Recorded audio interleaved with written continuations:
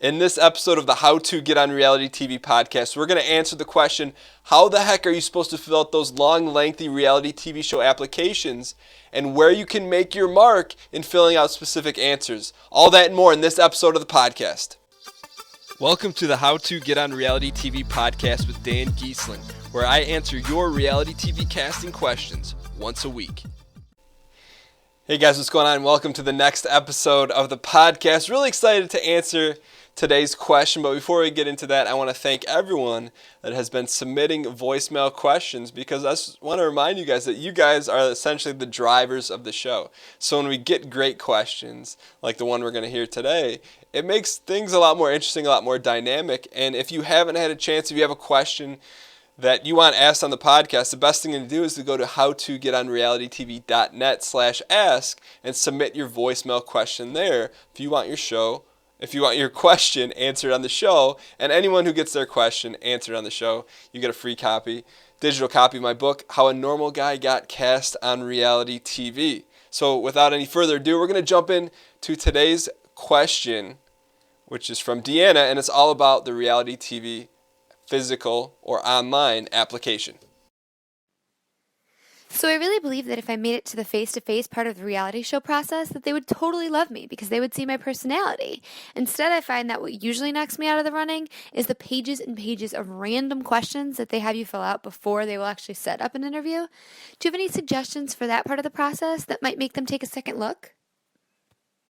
Deanne, thanks so much for the question. Now, here's the thing with the reality TV applications. There's a couple different ones, and we need to hammer down the one you're asking about.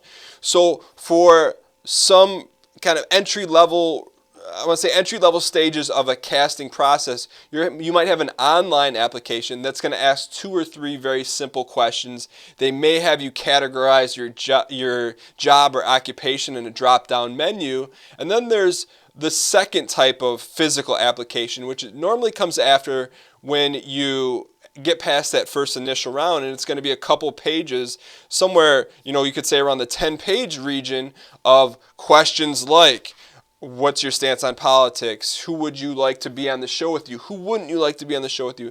And a lot more in-depth questions. And when casting companies give you an application with all those sorts of, it may seem tedious type questions or like ad lib or high school questionnaire type things, they're there for a reason. Now, I'm going to give you guys 3 tips on how to get through the application process and give yourself a little bit of a leg up or give yourself an advantage over someone who's going in there with no information. So the first thing you want to do, whether it's one of those short applications that's strictly online or you get a physical application that's pages and pages, you want to take a stance on everything. That's really, really important. And you can even translate that information to when you get to the face-to-face interview and they ask you questions. Well, that's for another podcast. But you want to take a stance on every question. So, for example, what's your stance on politics? Be like, I don't really care.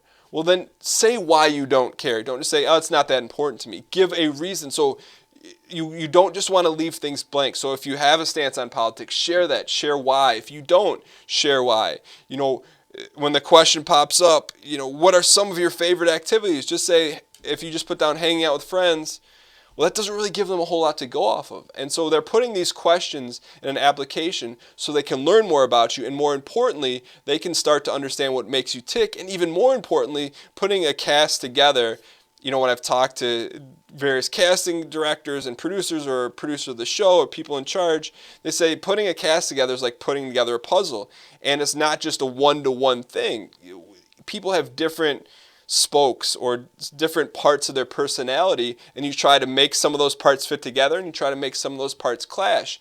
And so when you answer these questions, that's why it's so important you reveal as much as possible and take a stance on everything. Because if you think about, okay, you're building this casting puzzle and you have a puzzle piece you really like, but you don't know their stance, say, on politics. So you don't know if they like politics, if they hate politics, if they're Democrat, Republican, liberal, conservative. Let's say if it's just a question mark, that's not going to be as advantageous to you as someone going through the casting process. They're like, oh, there's Dan, he hates politics. We know that for a fact. So they can match you up with someone who may hate politics as well, or may be the antithesis of you. That's all they do is want to talk about politics. So just take a stance on everything whether or not you're thinking of it for the first time, if you put down your gut reaction. That leads me to the second tip for you guys. We're kind of jumping around, but the second tip is be complete. You don't want to leave anything blank. They put every question on there for a reason, so actually fill it in. The thing is that if it's your first time seeing the question or your first time thinking about an issue for the first time, whatever your gut reaction is, just fill it out. Don't just skip it, because over time, and I can sympathize with Deanne, kind of, it can get very tedious and very lengthy when you're writing stuff out or you're typing stuff out and the questions seem never ending, but at the same time, you want to do something that is extremely out of the ordinary, which is getting cast on a reality TV show. So is a trade-off, you filling out a bunch of questions, is that going to merit the payday of getting on reality TV for whatever your payday is, whether it's you want to win or you just want the experience?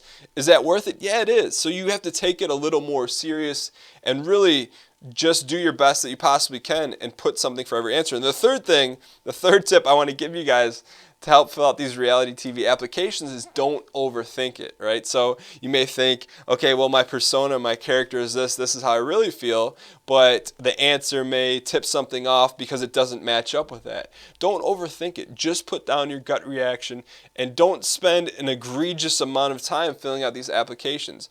Take a stance on everything, be complete, fill everything out, but you shouldn't be spending like 5 hours on an application. Spend maybe 30 minutes to an hour. You should be able to knock everything out. And so I hope this helps. So I just want to recap the 3 tips for you. Number 1, take a stance on everything. Number 2, be complete.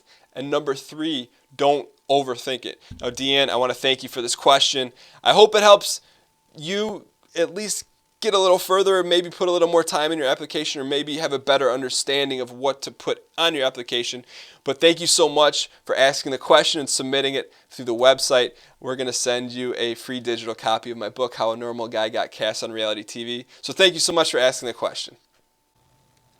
And Deanne, one more thing. I actually created a YouTube video that walks you through applying for a CBS show through the whole online application process, including the physical or the type-in application part.